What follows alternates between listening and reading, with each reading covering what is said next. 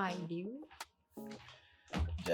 She's making that face because she asked me if her hair looks good, and I was like, yeah, you look like a young Whitney Houston, right? The hair. Yeah. And she's like, I do. Wanna dance with somebody. I wanna feel the heat with somebody. All right, I'm putting a timer. Welcome back, y'all. Welcome back to Let's Koup. We Yeah, officially have our name. We got a name. How do you feel about that? I like it. So Koup, it spells K-O-U-P. It's Haitian Creole. It means couple. Mm-hmm. So, this couple. I mean, we like it.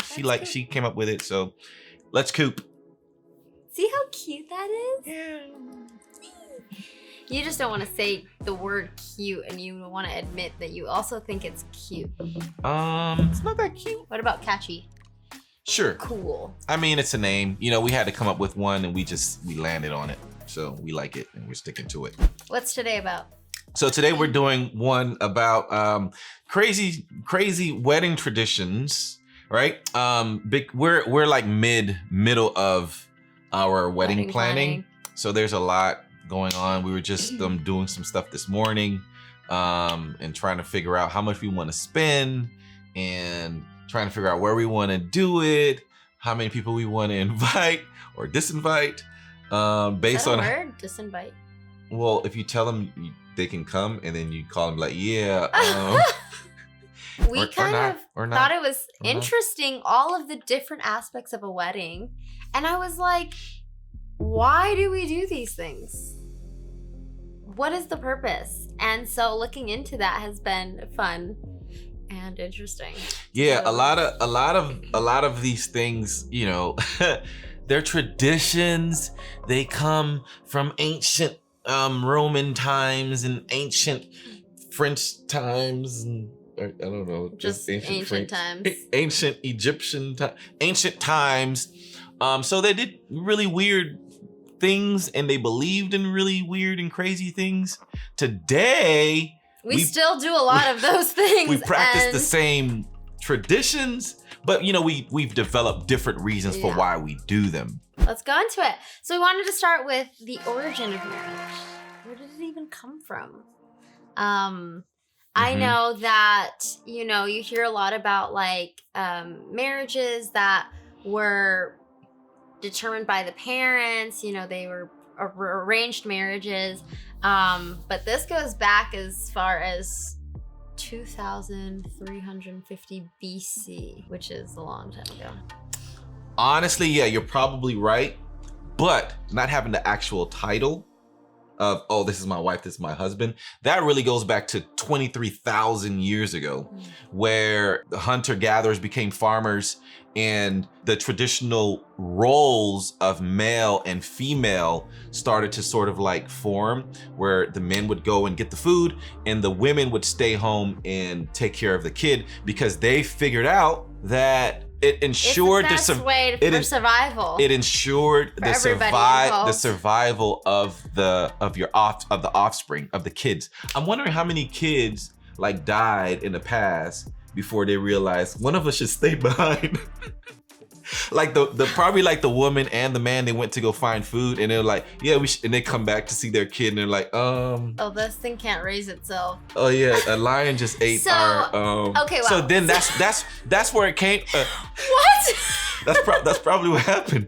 So lion. So that's where it really came from. Okay, but then it started becoming an alliance between families for cultural reasons, for political reasons, for financial reasons, where the man was really in control and the women belonged to the men. So the father, the man of the house, would hand the daughter to the husband, which we'll get into that later, but it's just that idea of man to man, I'm trading property almost.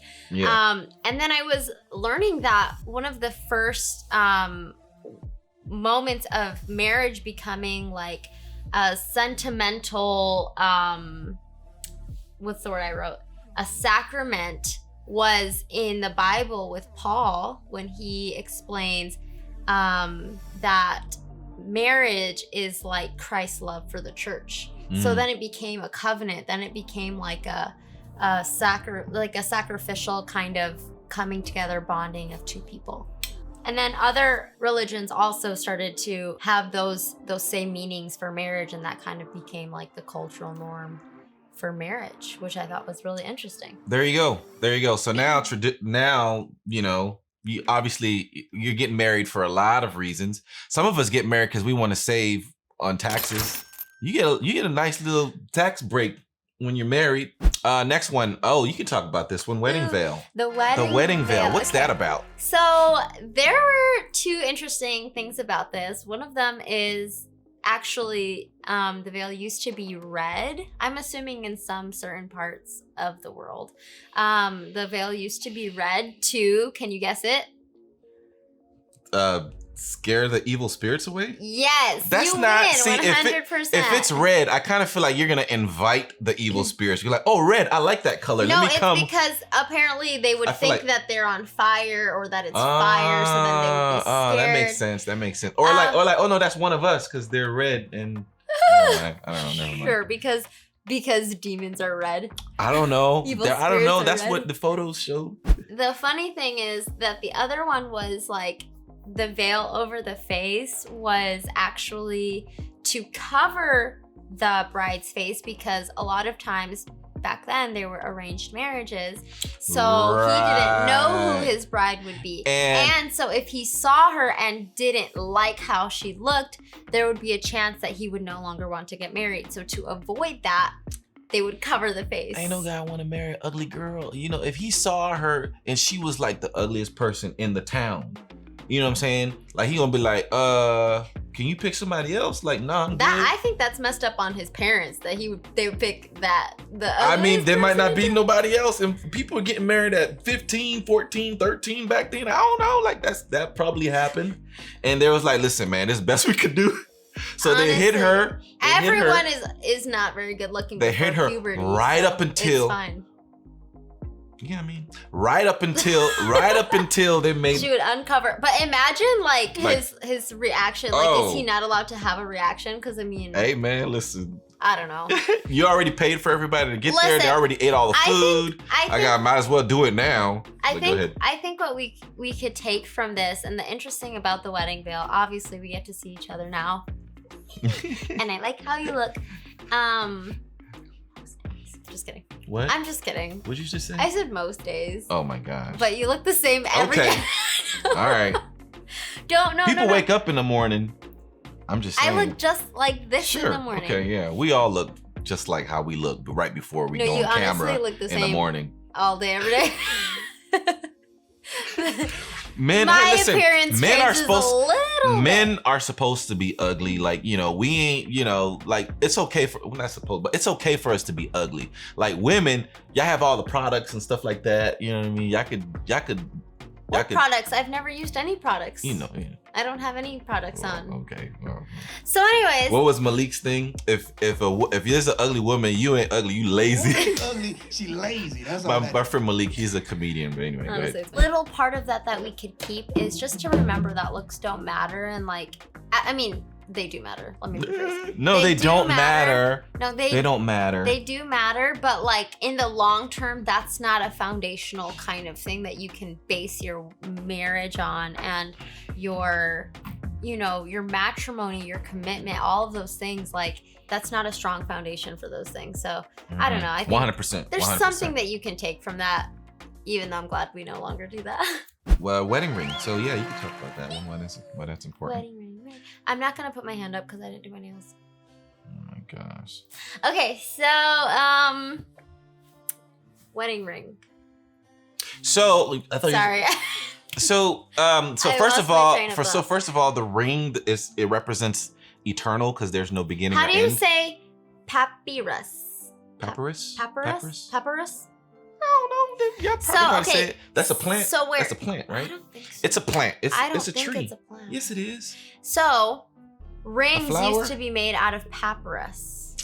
Come on, bro. I could Google it. Yeah, Google how to say that. And they used to be. I'm not Googling how to say it. I'm Googling they used what to it be. is. They used to be rings around the wrist. Paper, not listening. Okay, go ahead. They used to be rings around the wrist and the ankles, with keys on them. No.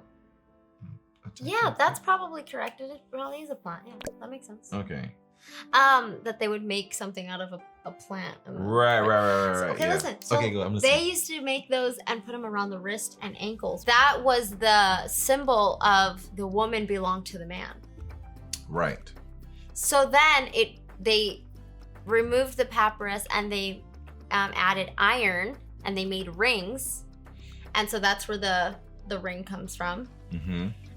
Which I will say, I think that's very interesting that the woman had to wear things around her ankles and wrists to signify that they belonged to somebody. Just saying. But then it became iron. These old traditions. And then it became iron, and then it became gold. And then one person decided to put a diamond on it, and What's then his name? that became What's that person's name? Maximilian of Austria. Archduke Maximilian. Yeah. Go ahead. So he put a diamond on the ring, and then that became popular. Obviously, that was like if you had wealth, if you had money. Eventually, it started to trickle down into like just as a popular thing that you would do for the wedding ring. Okay, so I'll say the first thing is I'm really glad they introduced the ring for also the man, because I belong to you, you belong to me, but it's weird when it's just one-sided. Don't make that face. I'm messing. Imagine in these days, if only the woman had to wear a ring, that wouldn't fly. We would have, obviously, the woman would be like, no. Well, I mean, if the tradition days. didn't start, then you would have been okay with it. The tradition had to start first. Do we know that tradition of when men started wearing? I don't know when that is. I'm gonna ask. Okay. I'm gonna ask. Ask ChatGPT. Yeah. So, anyways, also the ring, the circle signifies eternity because it doesn't have a beginning and an end. And also diamonds do too, which is maybe why Maximilian decided a diamond. I'm not really sure, but it kind of goes together. So I think it's a beautiful tradition. The tradition of men wearing wedding rings as a symbol of their marital status dates back to World War II. That wasn't that long ago. That was not that long ago. I mean, it was, but not really. But not like ancient times. Right. When soldiers began to wear rings as a reminder of their wives and families back home. The practice gained popularity in the United States during the 1950s. And has since spread to many other countries around the world. So not all the countries do that yet. Today, it is customary for both men and women to exchange wedding rings during the wedding ceremony as a sign of their commitment to each other. The bouquet. So I learned that June weddings are popular because in May, people would take their annual baths. What the? That by itself is pretty gross. Okay, so then obviously June was like the best time. Everyone smelled their best the whole year, so it was a good time for public settings. So where the bouquet comes from is that they still didn't smell very good. So these bouquets, instead of flowers, they used to be herbs. So they would be like garlic, parsley, basil, really strong herbs, so that it would cover the scent of the bride. I would still smell it. It would be like a weird, not gonna cover the scent. That's a weird scent to cover the scent. Unless you take the scent and like you like yeah, but who wants to smell like garlic? Wipe the scent. Hey man, garlic probably smell better than funk. Garlic probably smell better than funk. You'll keep the vampires away. Wow. You mean evil spirits? I mean, they might be vampires. Vampires are evil spirits. Anyways, what? Now, I'm very glad that we have bouquets. They're beautiful. I'm glad that they had to endure that tradition and deal with that stench so that we could now experience the beauty of flowers, because now it's the opposite. Flowers Can you imagine? Are so beautiful and smell so good. Can you imagine the guy, like, he's like concerned about what she looks like because she's covering her face with a veil, but like there's this stench. And then on top of just coming, and he's like, she already smells bad, and if I lift this veil, it's not going down, bro. No, but like, honestly, what?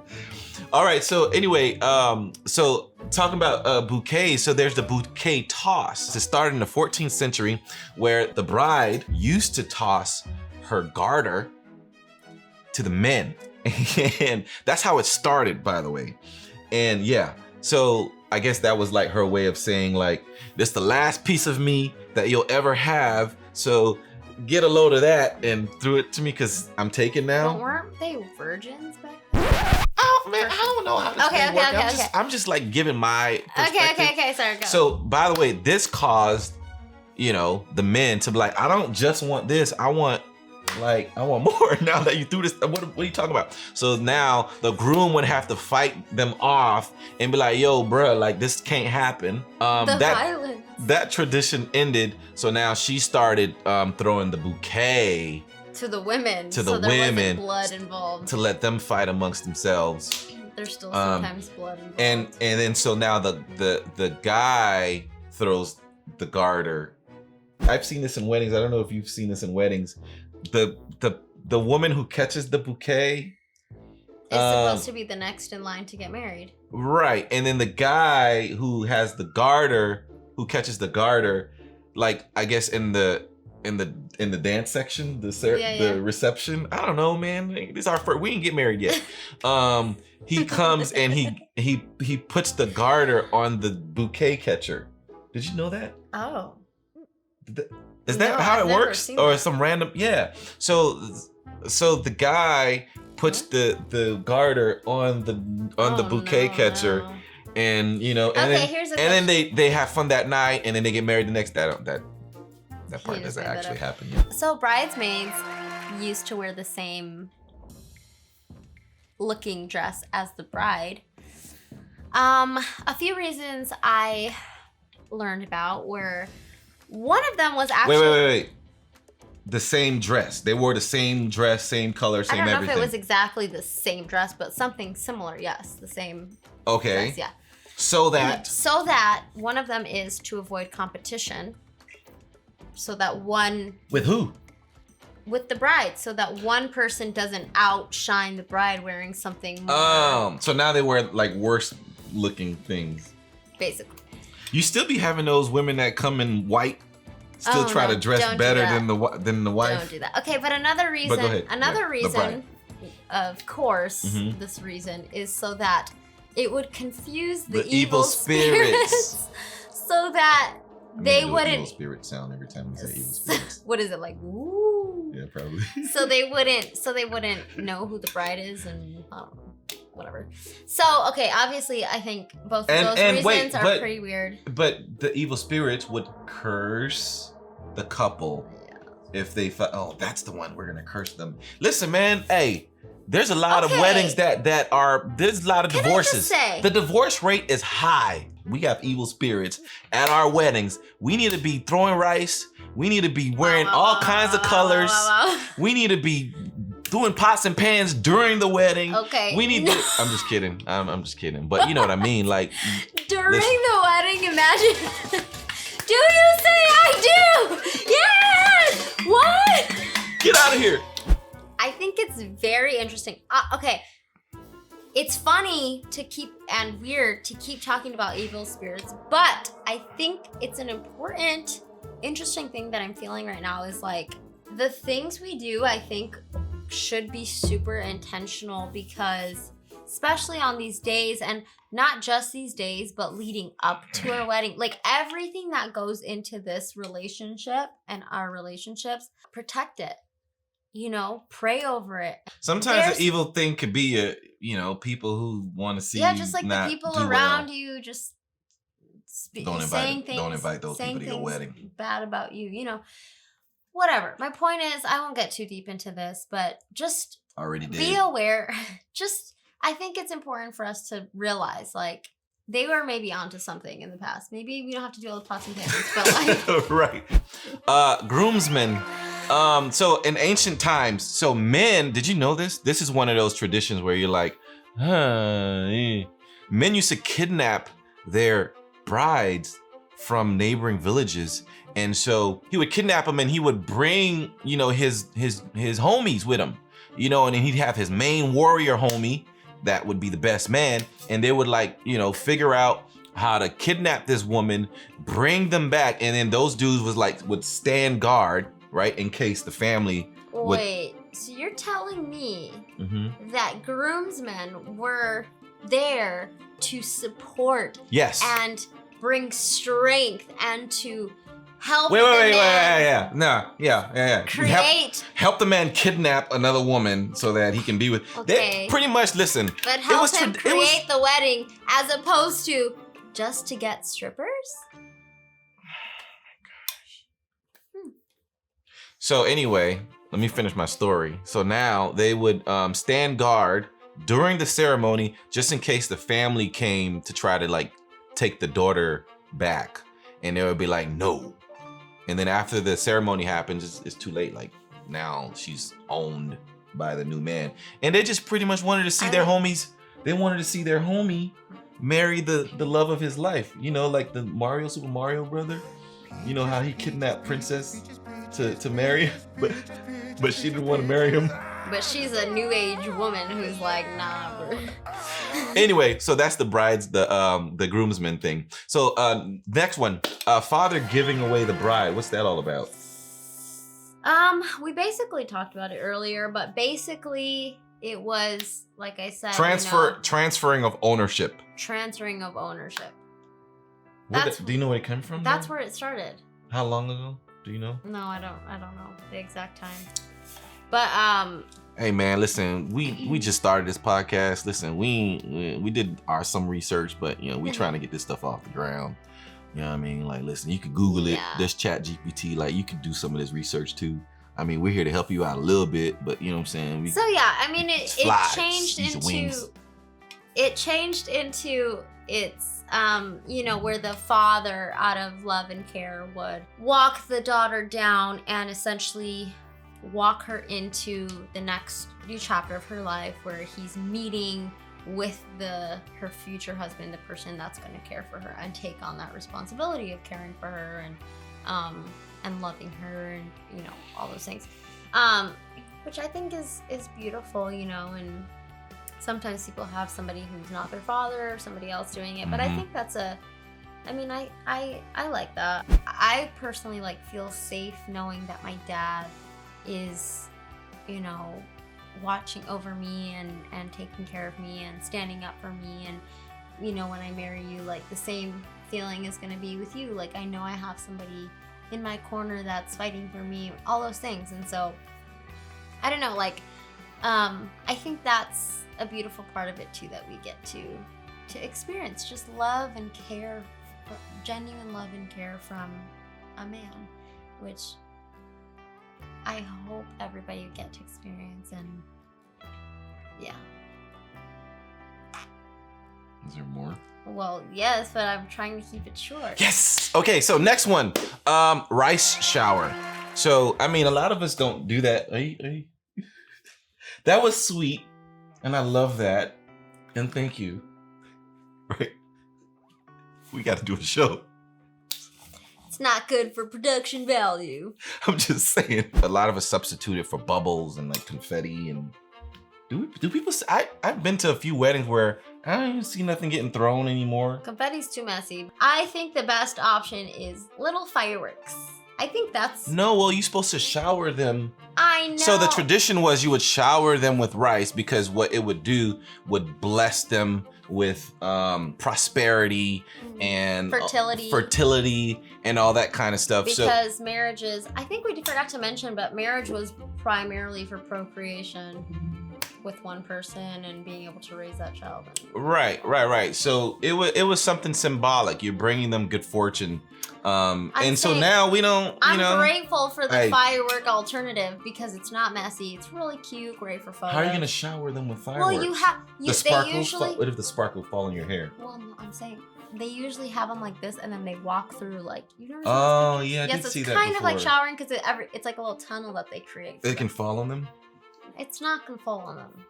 I feel like something has to fall on them in order for you to be showered. I don't want anything to fall on me. My hair is not made for things. We have a lot of I wanted to touch us, like something that could touch us. Something that could... That's what I mean by shower. Never mind. We're going to move on. So anyway, last one. This is last one. Something blue. So a lot of us think that the color white represents purity, right? Because I mean, supposedly, women would wear white to symbolize the fact that they ain't done it yet or they're pure, right? Yeah. And then they're, now they're ready to like, anyway. But in the Christian tradition, in the Christian, yeah, that was right. Ancient Christianity. I'm gonna let you figure that one out. Christianity. Christianity. Yeah. There's a lot of photos depicting the Virgin Mary in a blue robe. And so because of that, in a wedding, somebody they would wear the white dress. Because it also represents fertility and good fortune and purity and right. And that's what she represented. And so, in a wedding, a woman would wear something blue. Something blue. There's like a saying. What is it? Something old. So not only would they wear, this is a new thing I think, where they something would old, wear something new, something borrowed, something blue, a sixpence, and your shoe because you're not because it's not you're never gonna get to it. You would wear all of these things. She's never gonna get to it. Something old, something new, something borrowed, something blue, a sixpence in your shoe. Anyway, we just thought these were like weird tradition things that, I never thought about. I'm not doing something blue. I don't want rice in my hair. I want my dad to give me away. I thought these were funny because a lot of us don't really know where these things come from, but yet we like, I didn't know like groomsmen were stealing their wives back in the day, helping the man. But we do these things anyways, and I like knowing what I'm doing and why. And I think it's cool because we get to realize that it's not just set in stone, like, oh, this is just what we do. We can actually like custom make our wedding and like decide what we want to do and give it our own meaning if that's what you want to do, I think that's important, and it's special that we get to do that. We have the privilege of being able to give our wedding our own meaning and the things that we do. We don't have to just do things because it's tradition or whatever, All right, so we just left you with something valuable. If you find it valuable, subscribe, send it to people, share it. Now, tell other people to watch this stuff. We'll see how we plan our wedding, and we'll keep you updated.